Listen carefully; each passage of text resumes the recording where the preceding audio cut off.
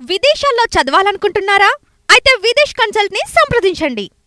Hi hello నమస్తే welcome to ఇహా TV. నేను విద్యున్ Yadav. So ఎప్పటి నుంచో వెయిట్ చేస్తున్న దేవర సినిమా అయితే వచ్చేసింది అనమాట.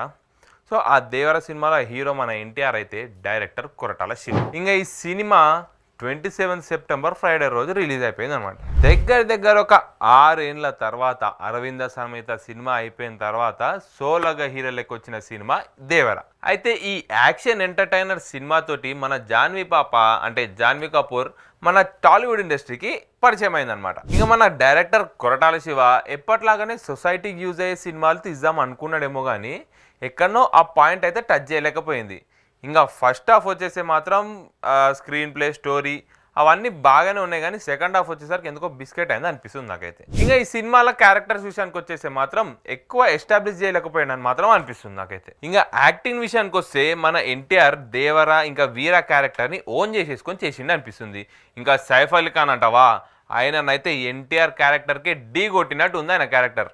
ఇంకా ఈ సినిమాలో గూస్ బంప్ తెప్పించే సీన్లు, ఫైట్స్, ఈ డైలాగులు ఇవైతే ఏం లేవు. ఇంకా ఎమోషనల్ టచ్ లేకపోయింది కాబట్టి ఈ సినిమాలో ఎందుకో ఈ సినిమా ఆచారటూలాగా అనిపిస్తుంది. ఇంకా మన రత్నవేలు సినిమాటోగ్రఫీ మాత్రం ఎక్సలెంట్ ఉంది. ఇంకా మరి అనిరుద్ మ్యూజిక్ అంటారా, అది అక్కడక్కడ కొంచెం బాగుంది కానీ ఆల్ ఓవర్ మొత్తం టోటల్ సినిమాల బీజిఎం అవన్నీ కలుపుకుంటే మాత్రం కొంచెం అక్కడక్కడ మంచిగా అనిపిస్తుంది. ఎట్లాంటి ఎక్స్పెక్టేషన్స్ లేకుండా పోయి సినిమా చూడాలనుకుంటే మీకు సినిమా నచ్చుతుంది. ఇంకా మొత్తానికి కొరటాల శివ ఎలివేషన్స్ పైన పెట్టిన hard work story screen play మీద పెట్టినట్టే మాత్రం బాగుంటుంది అనిపిస్తుంది. నాకెందుకో రాజమౌళి సెంటిమెంట్ వర్కౌట్ అయినట్టే అనిపిస్తుంది హీరోల పైన. ఎందుకంటే జనాలలో ముచ్చటైనా నాకెందుకో రాజమౌళి సెంటిమెంట్ వర్కౌట్ అయినట్టే అనిపిస్తుంది. నేనంటున్నాను కాదు, జనాలలో ముచ్చటైనా